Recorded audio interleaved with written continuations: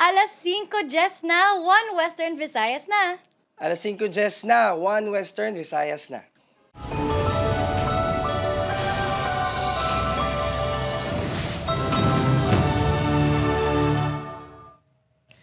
Mga balita nga aton tutukan subong nga Webes pagsaulog sang Pasko sa Western Visayas kag Negros nangin malinong kag matawhay suno sa kapulisan. Naggalain-lain nga pamagi sa pagsaulog sang Pasko, gin patigayon sa mga residente sa Iloilo City kagabi. Mga simbahan na puno sa mga sumilimba. Pila ka mga naguba ang balay bangod sang baha sa Bacolod City sa kilid sang dalan nagsaulog sang Pasko. Separado nga aksidente sa Dalano nagluntad sa Limudian kag Pasig City antes ang Pasko. Anom ka individual pilason. Isa ka bilyaran sa Barangay San Pedro Molo ginraid sang kapulisan. 5,000 pesos nga pusta na kumpiskar.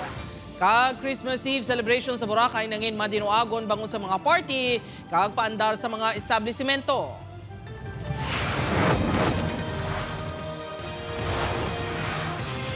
Ini ang GMA Regional TV, 1 Western Visayas.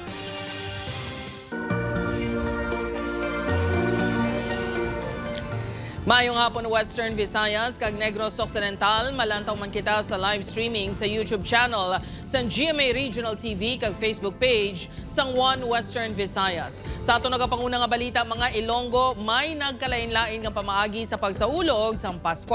Pila ka vendors ginpili nga magpadayon sa palangabuhian para may ihatag sa pamilya. Ini ang gintutukan ni Kim Salinas. Sa tiyon sang Pasko, nakaanda na ang pagtipon-tipon sa mga pamilya kung sa diin mayara sang salo-salo sa mga handa sa Noche Buena. Pero samtang nagalakat ang panahon, nag-evolve man ang nagkalain-laing nga ideya para iselebrar ang Pasko. Ang ini nga pamilya sa Haro, may pa-games na, may exchange gifts pa. Shoulders, head, toes. Sa city proper, masadya naman nga nagsalo-salo sa isa ka boodle fight ang mga magtupad balay kag maghimata.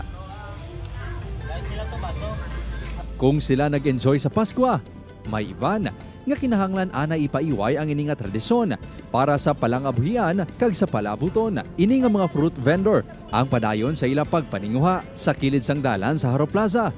Nagsaulog sang Pasko si Manang Anelin. Pila na katuig nga hindi siniupod ang iya pamilya sa selebrasyon. Hanap buhay mga mister para man sa mga kabataan, kaapuhan. Damo po may sa Lagudo. Ang street food vendor nga si Manong Cesar magahingagaw nga makaupod ang iya pamilya sa tiyon sang Pasko. Bangod nagpuas na ang mga customer. Pagita kayo diyang mga income sir ay mga alas 12 at tunungan sa balay. Sila ang pilalang sa nagpakita sa pagigugma sa ila pamilya, bisan mabudlay kag masubo. Nagsanto manini sa sentro sa humiliya ni Most Reverend Midifil Villones sa The Nativity of the Lord Mass sa Haro Metropolitan Cathedral nga pagigugma nga wala sa kondisyon o kun kabaylo. Jesus, according to the scriptures, he did not consider himself being God and his power. He emptied himself and took the form of a slave. This is called kenotic love. Mas nabatsagan pa ang espiritu sang Pasko sang ginbit-bit ang imahen sang baby Jesus kag ginbutang sa pasungan. Saksi diri ang ginatos ka mga tumuluo nga naupod sa misa sang pagkabunag ni Jesucristo. Samtang suno sa Police Regional Office 6, nangin generally peaceful naman ang pagsaulog sang Pasko kag siyam ka adlaw nga simbang gabi sa Western Visayas sa tunga sang pila ka gamo nga nagluntad. Apekto sa overall na pag-celebrate ating isang bilog na pag-ibig sa Western Visayas. So, at na hindi siya mga incidente na responsihan naman hindi siya immediately. Upod kay Romel Porquia, Kim Salinas, 1 Western Visayas.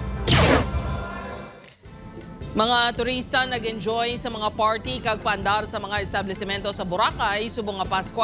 Ang latest sa Isla Hibalon ta sa live ng pagtutok ni John Sala. John?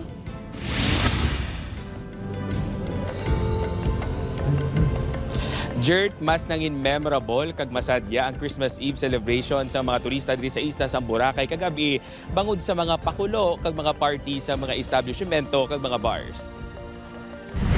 Basta gani Boracay, hindi madula ang fire dancing. Pero kagabi, mas nangin espesyal ang fire dancing experience sa mga turista bangod ginalantaw nila ini samtang naga-Noche Buena by the beach. Hindi lang fire dancing ang nagpasadya sa Christmas Eve celebration sa isla, kundi ang mga establishmento nga all-out pag-abot sa mga pandar. Kaangay na lang sa ining restaurant kung sadiin, nag-ala Santa's helpers ang mga staff bangod sa ila costume. Siyempre, wala man nagpaperde sa mga pakulo ang pila ka mga turista. Samtang nagapaliwaliwa sa beachfront ang pamilya ni Simon nga halin pa sa United Kingdom, naka-Santa Claus costume. It's a Christmas experience for them, which will be videoed and hopefully watched in years to come. It's such a wonderful place to come to. The Philippines, Boracay. Feel naman sang sining mga turista ang ambience ng dagat, samtang nagapamati sa acoustic band. Matapos ang masakong ang Christmas Eve, sa dagat ang first stop sa pila ka mga turista kaina sang aga, dala na ang family bonding. Masaya kasi yung baby namin gustong-gusto maglaro sa sand and mag-swimming. Patok man ang water activities pero ang pinakapaborito, ilabi na sang bilog nga pamilya, amo ang island hopping. Ngayon, boating, island hopping. First time namin mag-Boracay together for the whole family.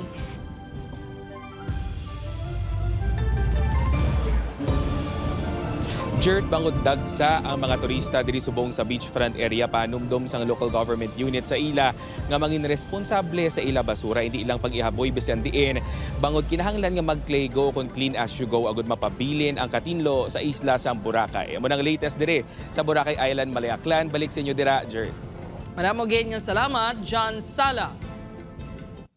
Para sa dugang nga mga balita sa Negros kag Panay mangin kaupod ta si Adrian Prietos. Adrian?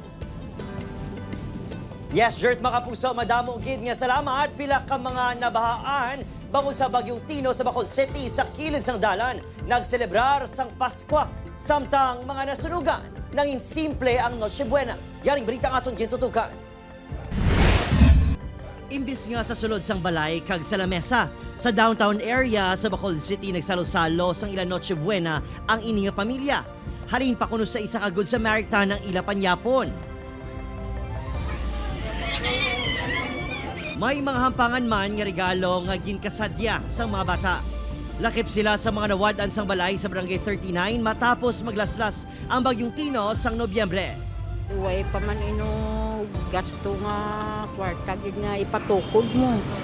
Tapalan lang to namon kag anuan sa tang dingdingan sako. Anong ipangatag pakita sa akon di ano na siya? Spaghetti. Tapos Nangamon ni may pansit ka. bihon. Adobo, ano na mga gift? Ano na? Yang hampanganan sa mga apo ko. Nakita naman sang plastaran sa dalan na Raneta ang pamilya ni Evelyn. Diri na sila nagselebrar sa Paskwa. Sir, kapigado, gapanigpot. Kung may arami mapaskwa, ti salamat. Kung wala, ti salamat lang yapon. Wait lang, mama. First time nga, December, wala ko na podloy ko, sir.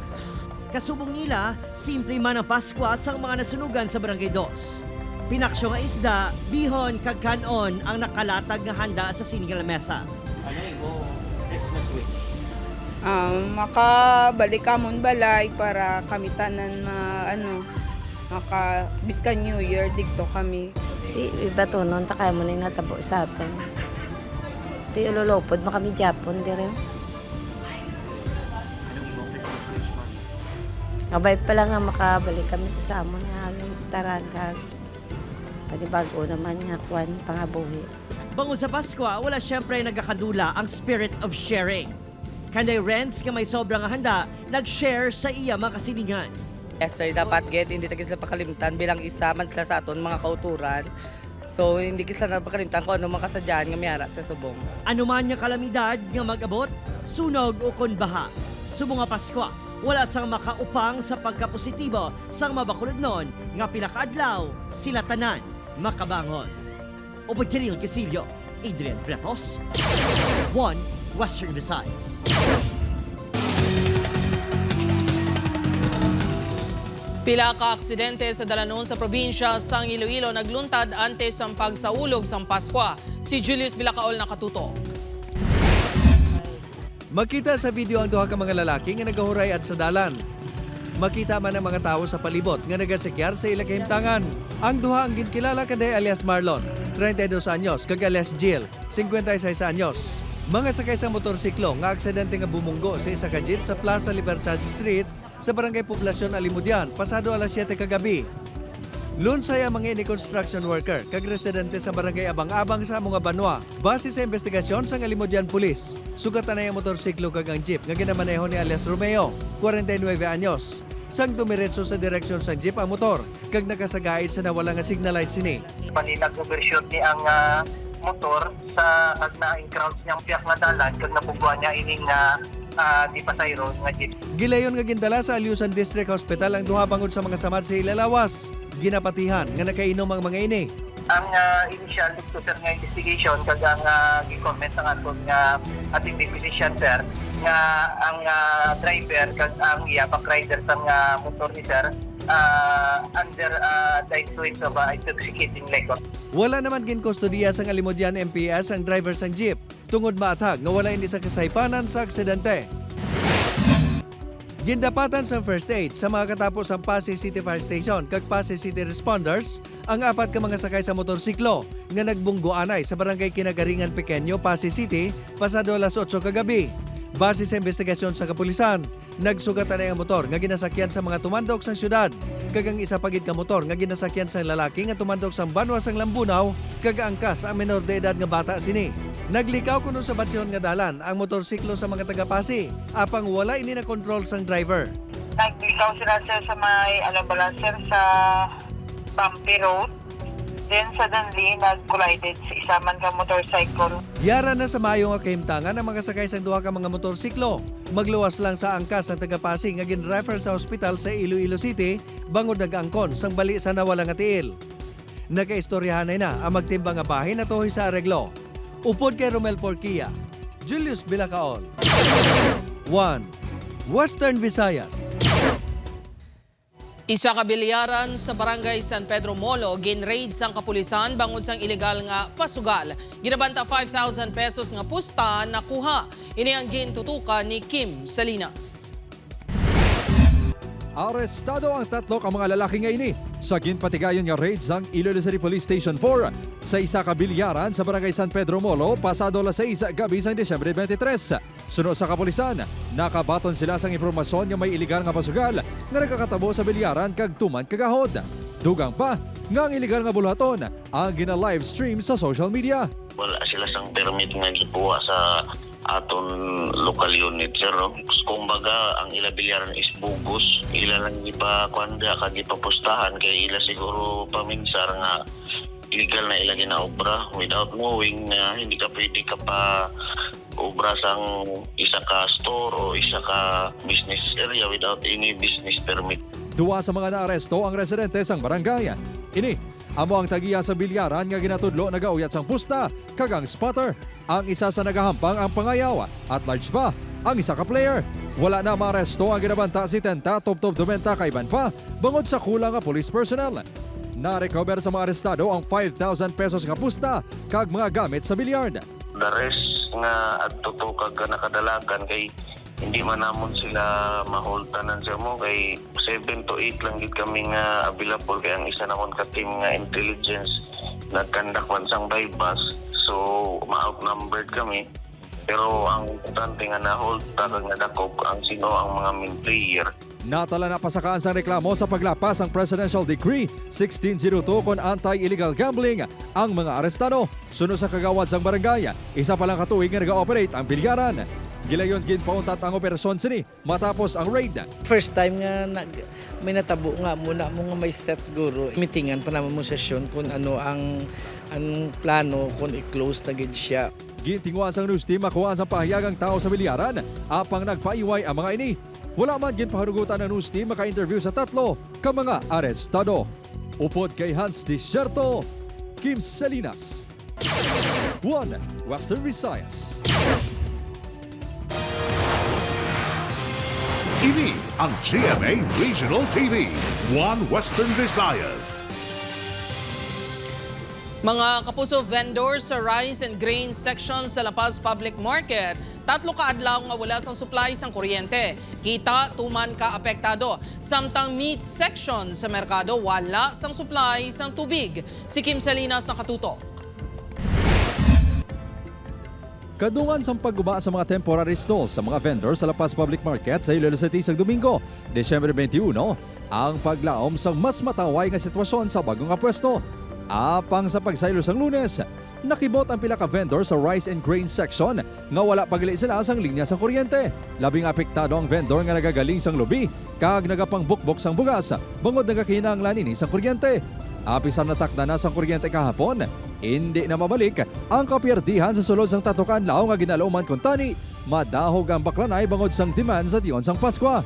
Kapungit tatlong kadlaway kami income kapon way kami tulog lang way man kami kapuli kay way makwarta. Hindi man Merry and Christmas ang pila ka vendor sa meat section. Inibangod wala sila sang supply sang tubig. Kinahanglan pa nila magpanagob sang tubig. Pudlay sa amon kung manglimpyo ka, siyempre mga baboy, madugo. Kung magdugo, kinanglan trapuhan, wala kasang basa nga trapo. Wala man kami kabalo nga amon na balang alina namo. Na wala pa man sang tubig. Non-functional pa man ang comfort rooms nga nagadugang sa kabudlay sang sitwasyon sang vendors kag bumalakal. Way pa connection gani ang mga faucet nila. Budlay tigi siyempre kung malangalang isa layo pa, hindi pinakalikod pa kami tingnan. Wala ang presidente kag market in charge sa merkado sa pagkato sang news team. Wala man nagasabat sa mensahe sang news team si Iloilo City Local Economic Enterprise Office Head Maricel Mabakyaw. Upod kay Hans Desierto, Kim Salinas, One Western Visayas. Sa Bacol City, mga kapuso, pagpanghatag sa ayuda sa masobra 20,000 ka mga pamilya nga nahalitan sa Bagyo Tino, hingagawon antes matapos ang tuig. Yaring balita ang atong gitutugan. Gikan sa masobra 44,000 ka benepisyaryo sa Bacol City nga nahalitan sa Bagyo Tino. Ginanunsyo sa Department of Social Services and Development nga 39,364 ang total number of beneficiaries. 3,789 ang severely affected, samtang masobra 35,000 ang slightly affected. Inibangod nga may nagdoble sa una nga master list. May pila ka ngalan na nadula sa una nga batch, bangod sa sala ka format sang date of birth ukon may kapareho nga ngalan. 18,253 ang kabahin sang first batch ginakabato na sang 5,000 tubtob 10,000 pesos. Ang second batch nga ginabugusan sang masobra 21,000 ang target mahatagan sang ayuda antes matapos ang tuig. 230 million pesos ang budget gikan sa national government. Madugay na kuno tani nga ginahulat sang mga nahalitan sa bagyo ang ayuda nga gamiton pa kun tani sa pagpatindog sang ilabalay antes ang Paskwa. Tanay dasigo na lang pagkatag bala kay para mapantay. Bakal na materials May iban sa para sa kaman balaya. Tanan nga nang affected sang bagyo, mapa-partially sila nga matagaan man, mahatag man ang benepisyo nga para balatani sa ila kay syempre nang rights man sang tawo nga maka-avail. Obod Kirill Casilio, Adrian Bretos, One Western Visayas.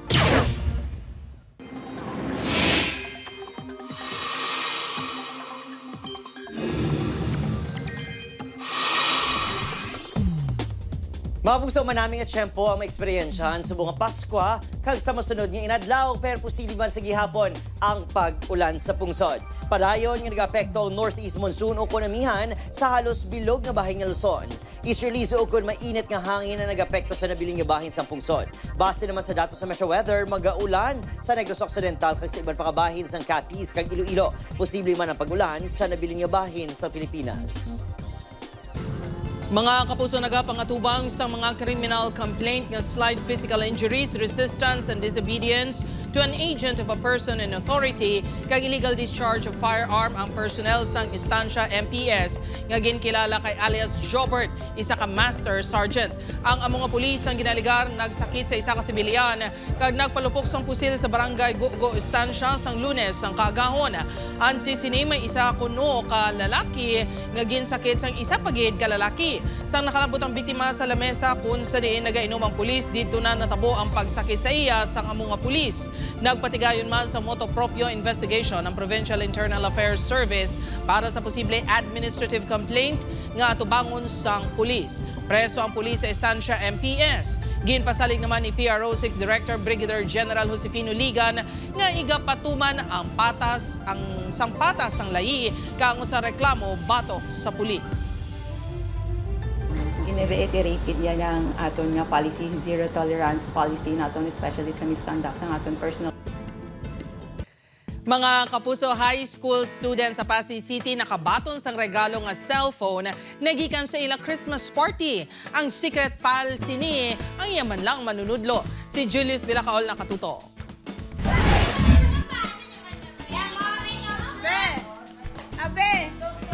Excited samtang nagabukas ang regalo nga iya na baton, nagikan sa iya secret pal o kon SP. Ang estudyante nga ini, ang iya classmates, naga-cheer pa. Ang una niya nga nasalapuan sa box, mga chichirya. Apang wala niya inigin sa pack, tungod nga ang iya atensyon, ang box nga upod sa mga ini. Dali-dali man sini nga ginbuksan ang box. Kag sa nahisayran, nga cellphone ang sulod, ini anangin emosyonal.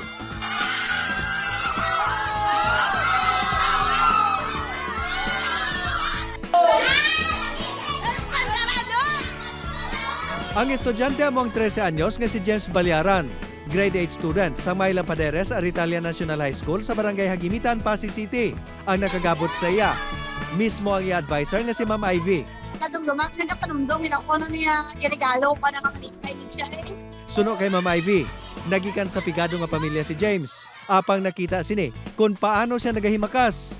Gani bisan 100 pesos lang ang balor sa ngila exchange gifts. Iya gintinguhaan nga mahatagan nini sa cellphone.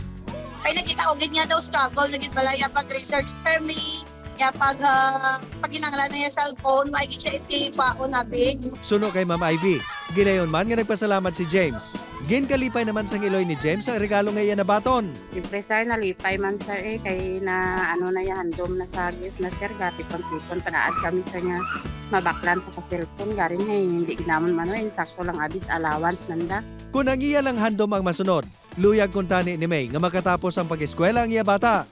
Apang aminado ini, nga dako nga panghangkat sa ilang kapigaduhon. Mabukid sir ay tama lang abis papa na yan nag-aobra sa kampo, ay way man kami mga umaw, ay man kami mga lupa. Magluwas kay James ang iban pa sini nga classmates sa nakabaton man sa mga regalo nga panapton nagikan kay Ma'am Ivy. Upod kay Hans Desierto, Julius Bilacaol. 1. Western Visayas. Ini ang GMA Regional TV, 1 Western Visayas. Mga kapuso, tubdob pa buwas December 26 arang makahulog sang entry sa Proof of Purchase promo nga Kapuso Big Time Panalo Season 4. May chance nga magdaog ang mga manugbakal kag sari-sari store owners. Over 7 million pesos ang papremyo. 4 ang may chance nga magdaog sang tig 1 million pesos sa grand draw. May maswerte man nga tagdaog sang pangkabuhayan package worth 50,000 pesos. Pwede maghulog sang entry sa participating Mercury Drug branches, GMA Regional TV and radio stations kay selected outlets sa Pure Gold nationwide. Maghalong sa fake news, fake Facebook accounts or scam texts. Tutok lang sa GMA o kung magbisita sa official Facebook page kag microsites ang GMA promos para sa complete mechanics kag announcements.